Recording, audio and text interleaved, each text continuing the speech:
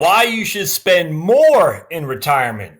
Yes, I said it. Spend more in retirement. That's what we're going to talk about here today. And I actually am not being facetious either. You should spend more, especially if you're looking at the 4% as your bottom line. You say, I can't spend more than the 4% of my portfolio each and every year adjusted for inflation. I'm going to share with you today why that's it's just as simply it's not relevant to a real person's real return spending. And I think you'll like this, actually. So welcome to Heritage Wealth Planning YouTube channel, the place where we come to share contrarian points of views. Not because we like to be contrarian 100% of the time, but I am a cynic, and I feel when the sheep go one way, there's always got to be another way to look at things. Sometimes the sheep are right. The herd follows the right way to go, sometimes not. And there's lots of history behind us that those who can look beyond where the herd is going can make a difference for sure. So we'll see. We'll see if that happens here today. So don't forget to subscribe. You see the little subscribe thing, but you want to subscribe down below. And then hit the bell to be notified for future content because we do lots of content here. All right, so I'm back on using my Screencast-O-Matic thing here, which I've heard people like a lot better. The files are 2 to 3 times bigger, but it is pretty cool. Actually, I'm not gonna lie. I think I can do like that, which is pretty cool. I can I can do like that, write stuff, which is pretty cool. I think so it's wonderful. So, all right, let's go on this. I was doing some research on sequence of return risk, as you can see here, sequence of return risks. And that simply means it depends on what year you retire relative to the first couple of years of your portfolio. Portfolio falls off a cliff the first couple of years, you're going to be in a world of hurt. If the portfolio does not fall off a cliff the first couple of years, you'll be fine. And it's literally that simple. It's just a matter of luck. And I've talked about a guy who retired in 1972 versus a guy who retired in 1974. 1972, 3 and 4, I think we lost 43% in total. In 1975, the market started doing well. Anyway, the difference in those 2 years is nothing but luck. And one guy's destitute, the other guy's multi-millionaire at his death. All right, but being a multi-millionaire at his death doesn't necessarily mean anything, because does that mean he was eating ramen noodles and the whole time because he wanted to be a multi-millionaire at his death? And the answer to that is no. Most people want to go into retirement and enjoy it. They want to spend time with their grandkids. They would like to take a vacation, whatever it is they want to do. I mean, at the end of the day, when you hit retirement, that is the time to do what you want to do, not to start planning on how to be a multi-millionaire at your death. Let me get rid of that. And that's where I think the financial planning scenarios have gone astray, where we get so focused on the 4% rule as if it's God's spoken word and it's from the biblical, spoken through Abraham to all the world to see. That 4% rule is all encompassing, it's etched in stone, and never should anyone diverge from that. And most planners follow that because it's simple. I mean, it makes sense. It's intuitive. It's simple. We can run planning scenarios with that scenario in play, and just it's easy, and it's just a nice, easy round number to wrap your head around. I get that. I mean, I even use when I'm talking to people, I say, we'll use that as our benchmark. At the end of the day, let's just start with 4%. I got no problem with that. $100,000, we're going to start with $4,000 a year as a withdrawal scenario, and let's just plan from that. And if you've ever been in the artillery, you'll know what's called bracketing. So you bracket. You start with a scenario. You shoot for over here. You might overshoot it, then you shoot back here. You might undershoot it, and then you go back and forth, back and forth, back and forth. Then go boom. You're taking out those bad guys. Same thing here, the 4% rule. We're going to start with the 4% rule and aim for that. But what happens afterwards when we start running more and more analysis? That's what we're trying to accomplish. My cell phone is ringing like going crazy. All right. So what we're trying to do here is I want to share with you an article I just read. This is just fundamentally awesome. You should subscribe. I don't even know who this dude is. EREVN. Learn how to enjoy retirement in Vietnam with charts and graphs. So I don't know who this guy is. I just came across his when I was doing some research this morning on sequence of return risk. And I love it, man, because I've always had a problem with the 4% rule. And of course, when you're searching for stuff, you always want to search for the stuff that makes you confirms what you're talking about, as opposed to just proves what you're talking about. And so what this guy does, he confirms what I'm talking about. So that makes me happy. I'm never one to throw away stuff that counters my argument. I will tell you that right now. I'm not. I I'm just as proud as the next guy. Hey, as a Christian, we're all guilty in front of God. We all make sins, that's for sure. I'm just as susceptible as Dave Ramsey is to being proudful, that's for sure. But when I like to think, at least I'm open-minded enough that when I see something that challenges my way of thinking, I can at least look at the research and see and try to poke holes in it. That's what I do. I try to poke holes in the research to see if my way is right, as opposed to trying to poke holes in my research to see if my way is right. And so when the guy shows me something, I say, yeah, let's see if that conforms to my thinking. And usually I'm open-minded enough to say that does not, because I can't answer these questions. And if I can't, then I dive a little bit more. And I usually get a different way of thinking. Normally, when you're doing research, you want to poke holes in your own stuff as opposed to poking holes in the counter. But I'm proudful, so that's not what I do. But at the end of the day, I'm open-minded enough. So let's see what this guy says.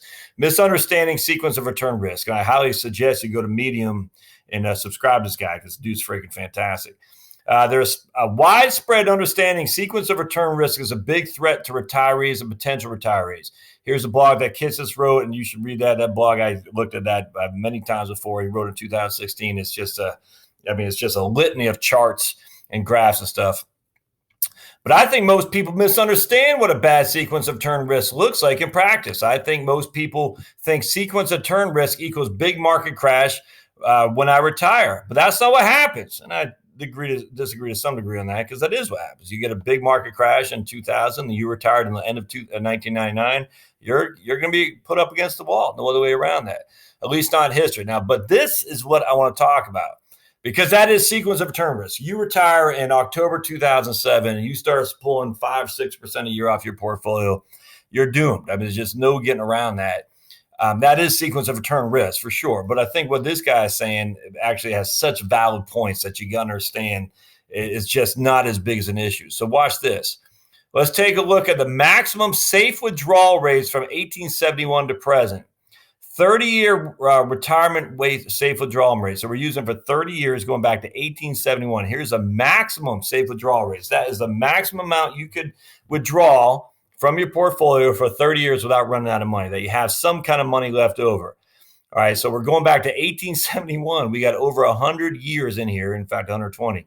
So I want to show you a couple things. 4%, 4%. That's it. Look at that. Look at that. The only time, that's the maximum safe withdrawal rate, 4%. And only twice do we border that, did we go beyond that. And since 1871, what we can see is that the numbers vary substantially. In fact, some retirements, you can only withdraw 3.7 right here. Well, just basically one retirement. And others, you can draw 8 or 9%. Another way to look at this is the distribution of maximum safe withdrawal rates. We can see that over 2/3 of the time, you can draw at least 5%. The median is 5.6%, my friends. That means half the time you can withdraw more. I think I go to the shift. Oops. I want to go up. So half the time, I go to control. Yeah, right here. 5.6%. Half the time you can withdraw more, and half the time you can draw less. Sometimes, in fact, more often than not, you can draw over 8%. We have these years over 8, over 8, over 8. We only have 2 years you can draw under 4. I mean, so just think about that. Half the time you can draw 5.6%, or you were able, were able. And yet we're always focused on the 4% rule because of safe withdrawal rate. I just find that crazy. So here we go. Distribution of, not quite a bell curve, but a similar bell curve. Distribution of maximum safe withdrawal rates. And here, look at that. 4 to 5, 5 to 6, 6 to 7, 7 to 8. I mean, look at that. Yes, the maximum safe withdrawal rate is 3.7% over 130 odd years of retirement planning, but that was just like 1 year. And then another year was 4%. Look at this. The vast majority of time, you're able to draw well over 4%, well over. But there are still some scenarios where we end up with a very low maximum safe withdrawal rate. 20% of the time, the maximum safe withdrawal rate will be 4.5%. Only 10% of the time will be 4.1. So we take 100 retirement plans. The median is 5.6. 2/3 of the time you can draw at least 5%, but only 10% of the time can you withdraw 4.1. And yet we're always focused on the 10%, always, each and every year, focused on the 4% because 10% of the time we can only withdraw 4.1. And that doesn't get into my frustration about when you're actually spending less in retirement. This assumes that your withdrawings are going to go up each and every year with inflation. I can't stand it. It drives me up the wall. 10% of the time, your maximum safe returns were 4.1. Given that you're going to assume that your expenses increase each and every year with inflation. 2/3% of the time, you could withdraw at least 5%. The median was 55.6. What separates the normal case from these tail risks? The tail risk would be 3.7 or 4.1. These are all the years when the MS maximum safe withdrawal rate was under 4.5. All right, so we got 1902 and 5, 96. And I said, this is all when they started making the Federal Reserve Board. All right, was it 1912, I think? Was it 1912 or 1905? I can't remember. But anyway, maximum safe withdrawal rates right here. So of the 10% of the, basically 20% of the time where the maximum safe withdrawal rate was 4.5 or less, the bulk came, I'll say the bulk. Pretty much the bulk. Yeah. Look at that. From 1937 and before, the bulk came in those years. In 1962, 64, 65, 66, 67, 68, 69, 73. What does that have to show you? Yeah, he's going to talk about here, but look at that. Since 1973, we haven't had 1 year and now we don't have 30 years to go till this year right here. And that is going to be 2008 right there. Or is that 2000, 2001? That's 2008. That's 2000, 2001. That's probably 1973. I bet that's it. So the vast majority of, we haven't had any instance where the maximum safe withdrawal rate fell below 4% since 1973. Since 1973, when I was just a 3-year-old baby boy, not baby, more toddler. That's it. And so even then, your maximum safe withdrawal rates are 3%. 1966 and 65 is less than 4%. We know that 1966 was a particularly bad year. So let's look at that more closely first. What were the problems caused by massive stock market crash? No.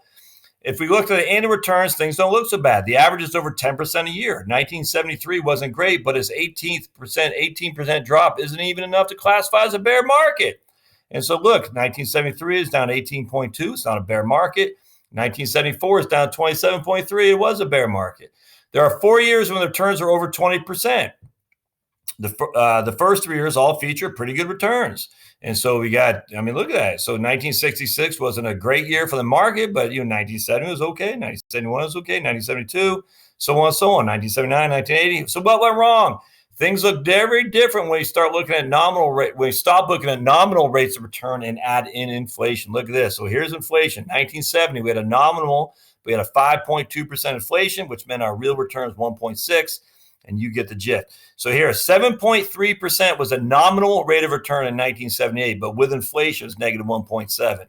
Negative 4.3 in 1977, which ain't much. That's not so shabby, but when you factor inflation, it's negative 11. But here's the big ones. Negative 18% nominal in 1973, but with inflation is minus 26.9. And then look at that, 1974, now nominal is negative 27.3, but with inflation is down 40%. So it looks like the nominal stock market crash may not have been the problem. Rather, it appears the high and persistent inflation was the problem.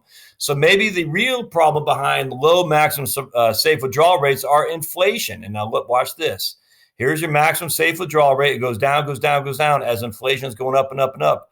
It goes up as inflation goes down. It goes down as inflation goes up. And you can see this, not a 100% correlation, but there's definitely a correlation between high maximum safe withdrawal rates and low inflation. High inflation, lower maximum safe withdrawal rates.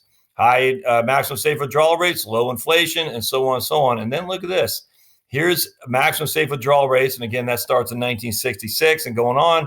And that corresponds precisely with higher inflation. Now, inflation is getting kicked in the butt because of Volcker and Ronald Reagan, and the maximum safe withdrawal rates correspondingly go up. And so, but something else I want. Let's go back to 1871. Here's inflation. Remember, the Feds took up because they had to, deal with inflation, runs on banks. Well, we don't really see it. Look at that. There's just not hardly any inflation to speak of. Now, inflation in of itself isn't a bad thing. The Fed's chartered to increase the money supply by basically 2 to 3% a year. So we have a constant predictable inflation amount that we can literally bank on. And what we see is, 4, 2, 3.5, 2, 3.5. Then we got this big, but this is it. This is a big inflation increase till 1982 with Volcker and the man. Mr. Ronald Reagan started knocking it in the butt, and they kicked it and they beat it. Now, have they beaten it permanently? We'll never know.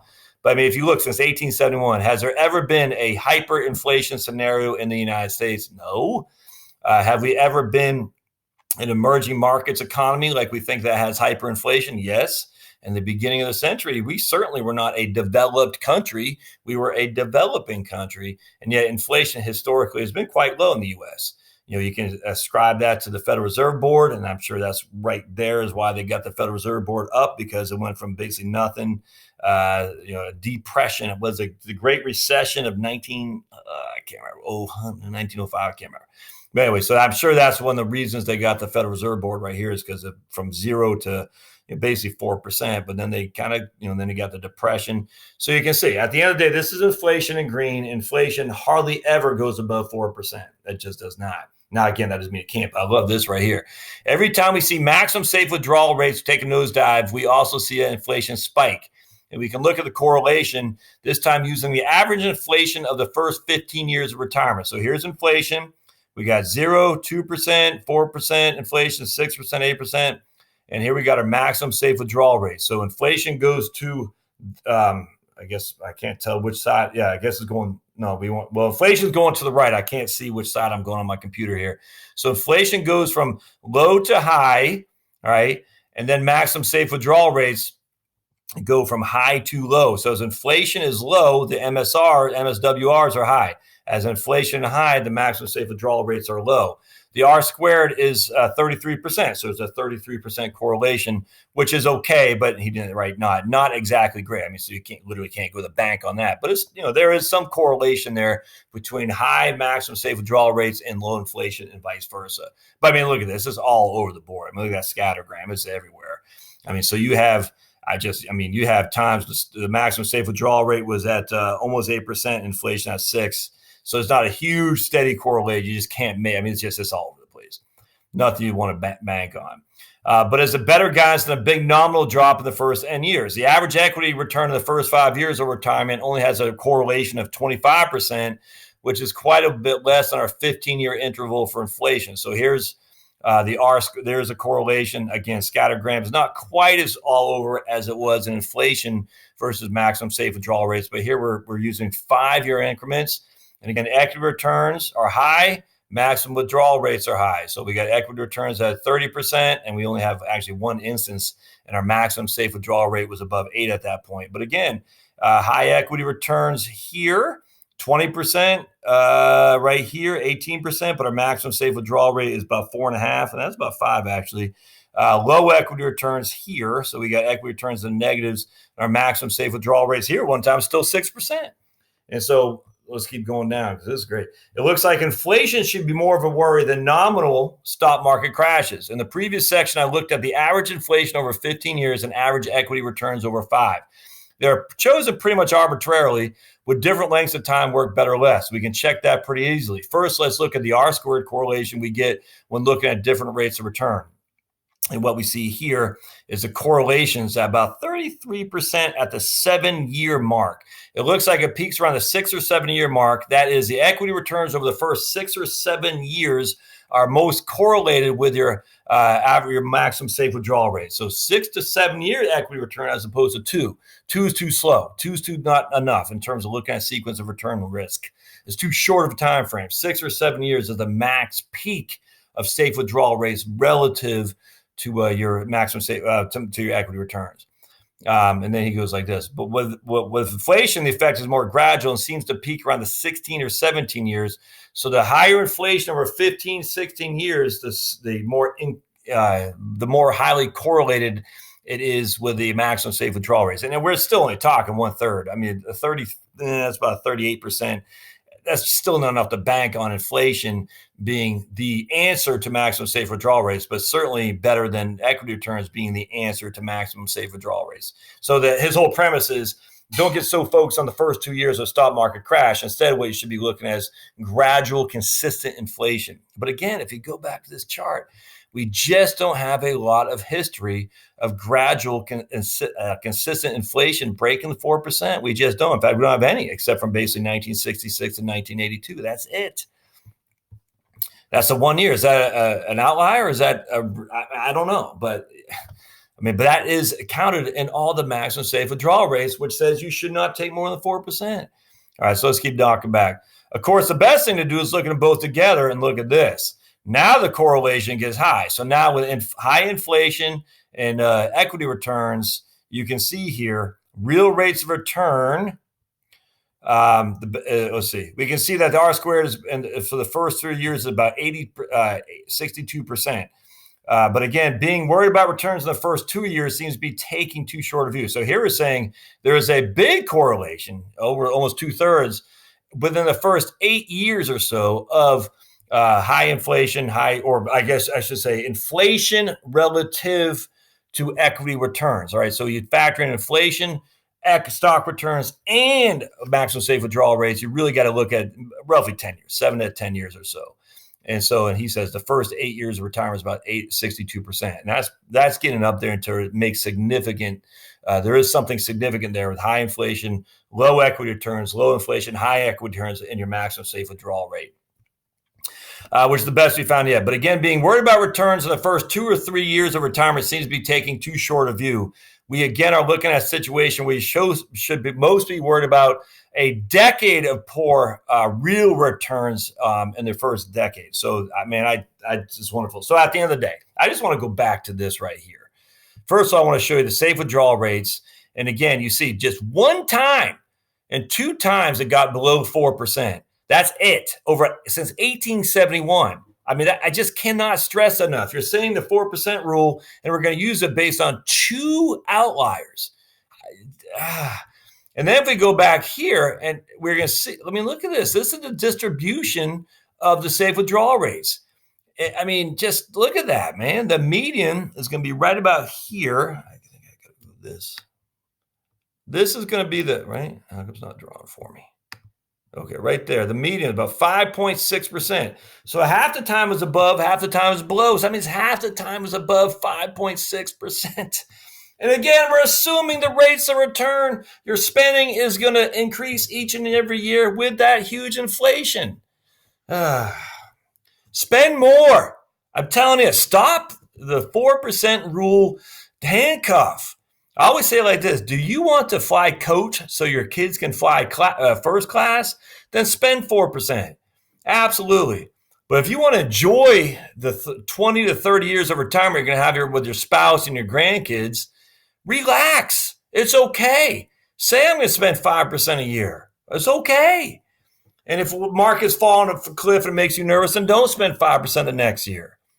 But the idea that you're going to spend 5%, 5.3, 5.8, anyway, I hope this helps. Spend more in retirement. That's how we want to share this with you, because I think it's critical for you to enjoy your retirement. You'll only live once, my friends, and I don't know what retirement holds for you, but I can tell you right now, it's not holding for me where I'm sitting in fear all day long because I'm going to run out of money. It's just, I don't want you to be that person either, and I'm not going to be that person. So subscribe down below. As always, comments welcome.